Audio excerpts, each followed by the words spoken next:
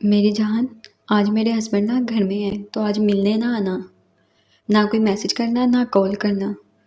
जब ये जाएंगे तो मैं तुम्हें खुद ही बुला लूँगी। तब तुम आ जाना। अपना ख्याल रखना मेरी जान। अल्लाह हाफिज़।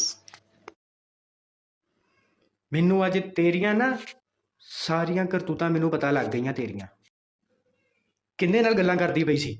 ਤੈਨੂੰ ਮੈਂ ਥੋੜੀ ਜੀ ਛੂਟ ਕੀ ਦਿੱਤੀ, ਤੂੰ ਇੰਦਾ ਮਤਲਬ ਤੂੰ ਕੁਝ ਵੀ ਕਰਦੀ ਫਿਰੇਂਗੀ। ਇੰਦੇ ਤੋਂ ਪਹਿਲੇ ਕਿ ਮੈਂ ਕੁਛ ਕਰ ਦਵਾਂ ਤੂੰ ਦਫਾ ਹੋ ਜਾ। ਭਾਂਦਿਆਂ ਕੋ ਮੈਂ ਤੇਰਾ ਮੋਬਾਈਲ। ਮੈਨੂੰ ਕੁਝ ਕਹਿਣ ਤੋਂ ਪਹਿਲੇ ਆਪਣਾ ਮੋਬਾਈਲ ਵੇਖੋ।